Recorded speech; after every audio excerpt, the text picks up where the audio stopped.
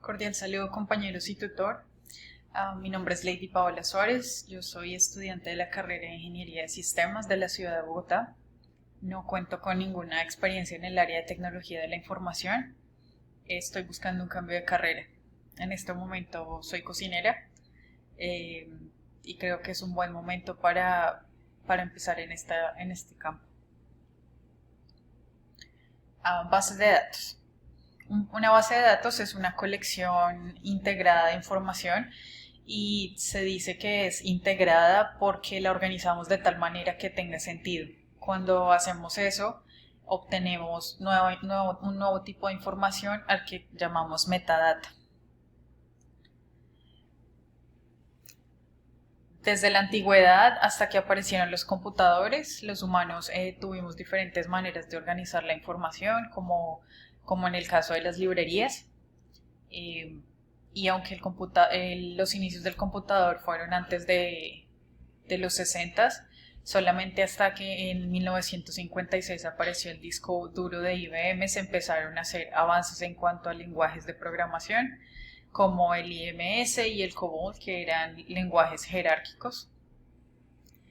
Aparecieron en los 70 las bases de datos relacionales por Edgar Codd, y con estos nuevos lenguajes relacionales, nuevos sistemas, se pretendía que fuera más fácil hacer las búsquedas y que la información fuera más fácil de modificar, ya que si se modificaba la información en una tabla origen, se modificaría en todas las tablas de relación en las que estuvieran relacionadas a ella.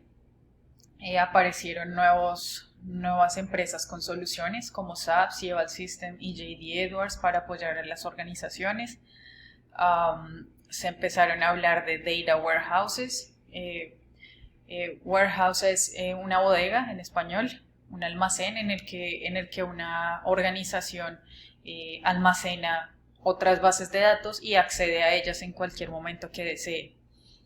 Apareció el sistema de bases de datos orientadas a objetos y lenguajes de programación como Python, como C++, como Java, que son tan utilizados ahora y desde antes.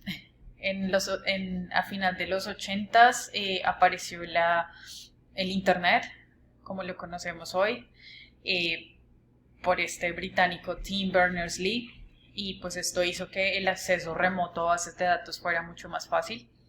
Apareció este sistema de manejo de bases de datos, que era la combinación de las bases del sistema relacional con el sistema orientado a objetos. Pero aún era muy complicado para acceder a información específica de una organización. Entonces, para estos se empezaron a crear asistentes específicas para cada propósito, por parte de IBM, de Oracle, de Microsoft, y aparecieron lenguajes como SQL. Ya en el 2011 apareció, y con antes la aparición de NoSQL, que fue un lenguaje es un lenguaje que pretende ser menos estructurado porque para solucionar el problema de almacenamiento, que no hay suficiente capacidad de almacenamiento en la web de todas maneras, entonces se están buscando maneras de ampliar esta capacidad. Y ese es uno de los retos que se van a seguir teniendo en el futuro, tanto como la velocidad para acceder a un dato, porque a medida que van creciendo estas bases de datos en todo el mundo, se van tornando más complejas, eh, más inseguras, y todo esto conlleva a más riesgos. Entonces todos los avances que se hagan de aquí en adelante tienen que cubrir todos estos inconvenientes de la mejor manera, y van a tener algunos problemas de ética en cuanto a la inteligencia artificial de las mismas frente a la humanidad. Un concepto que seleccioné fue el de data mining. Data warehouse ya lo nombré, el almacén o bodega de data. Mining viene de la palabra minería en inglés, y de minería en el sentido de que pretende extraer información muy valiosa de una base de datos. Tenemos aquí este gráfico que lo muestra claramente. Tenemos una base de datos que se almacena en una bodega, se hace el data mining para lograr llegar a un conocimiento. Para todo esto hay un proceso de limpieza de la información, se selecciona, se hace la búsqueda más específica, el data mining, se evalúa toda esta información, se descubren patrones de comportamiento y se llega a un nuevo conocimiento. Una de las aplicaciones más importantes en este momento de bases de datos y que ya se ha venido utilizando desde hace mucho, pero que con el crecimiento de la población y de nuevos requerimientos, como el caso del ADN, de los datos biométricos en los sistemas gubernamentales,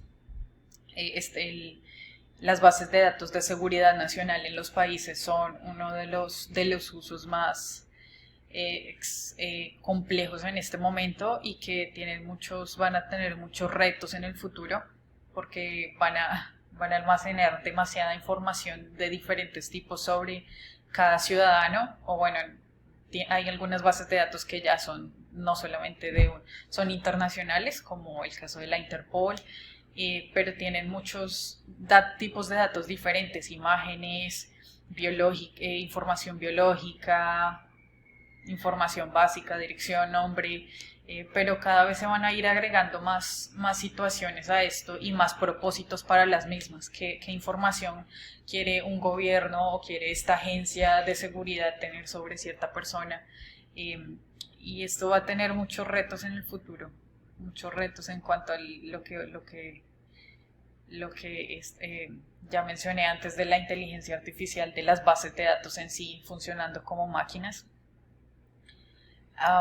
Entonces, las conclusiones, bueno, con lo que mencioné antes, con la aparición de cada nueva ventaja, pues va a haber un reto, tanto técnico como de integridad, que no todo tipo de información tiene que tener la misma base de datos compleja. Tenemos que hacer un análisis para ver si es necesario utilizar este tipo de sistema o este tipo de sistema. Considero que no, y siempre cuestionar la manera como una base de datos fue hecha. Si, digamos, yo como profesional la voy a utilizar, yo creo que considero necesario siempre cuestionar de qué manera ya se hizo y no solamente empezar a utilizar ese modelo de por qué estaba así.